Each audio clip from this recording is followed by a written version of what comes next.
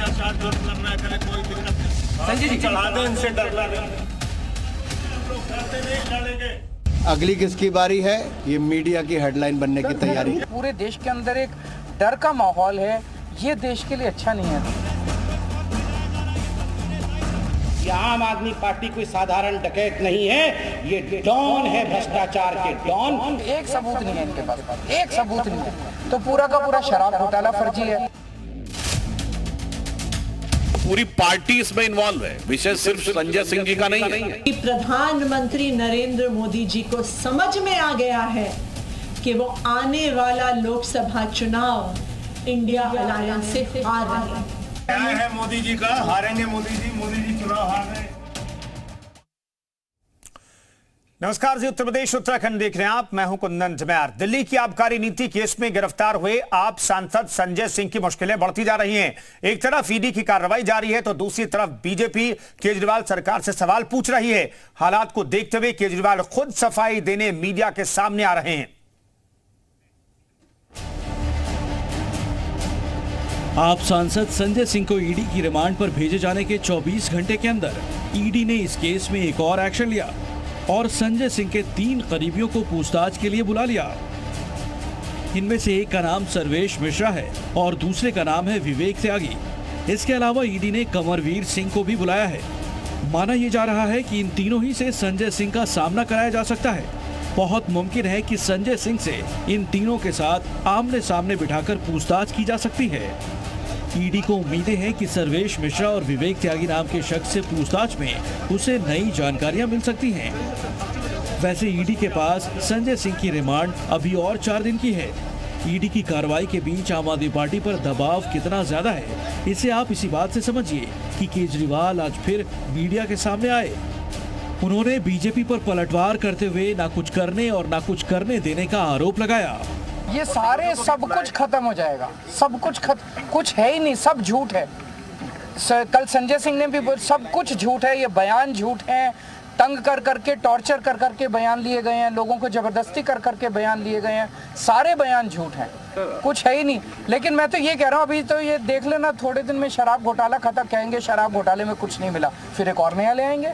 कोई अंत थोड़ी है, नीयत खराब है इन लोगों की, काम करने नहीं देना चाहते। दिल्ली में इतने काम हो रहे हैं, आप भी काम करो ना। केजरीवाल से ठीक पहले मीडिया के सामने बीजेपी सांसद सुधांशु त्रिवेदी भी आए।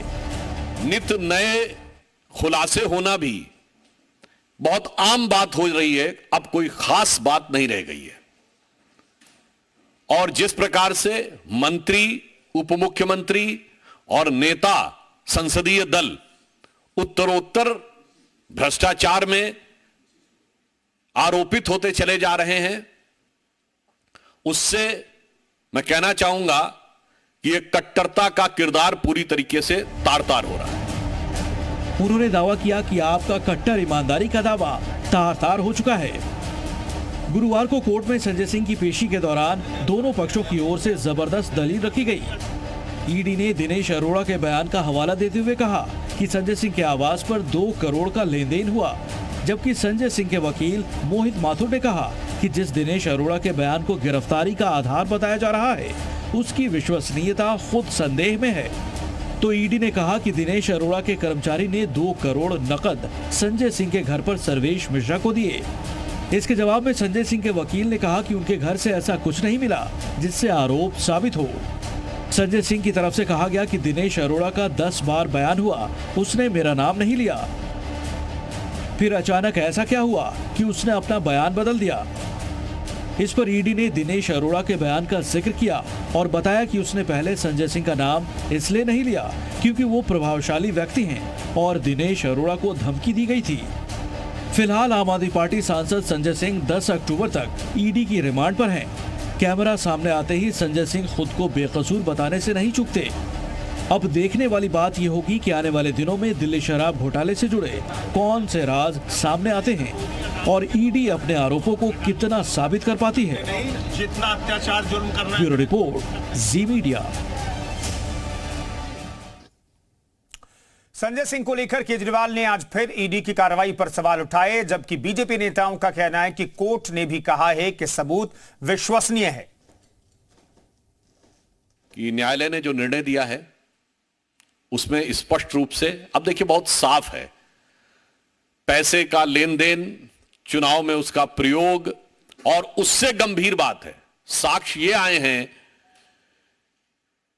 कि पॉलिसी में चेंज इस आधार पर किया गया है और यह चेंज नीतिगत है। नीतिगत है तो इसका मतलब पूरी पार्टी इसमें इन्वॉल्व है, विषय सिर्फ संजय सिंह जी का नहीं है।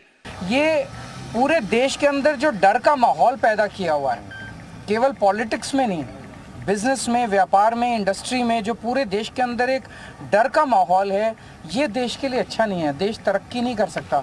हम चाहते हैं कि हम चाइना से कंपटीशन करें। चाइना से कंपटीशन कैसे करेंगे? चाइना में घर घर में इंडस्ट्री चल रही है। हमारे यहाँ तो जो बड़ी बड़ी इंडस्ट्री है उनको ही नहीं चलने दे रहे, उनको सब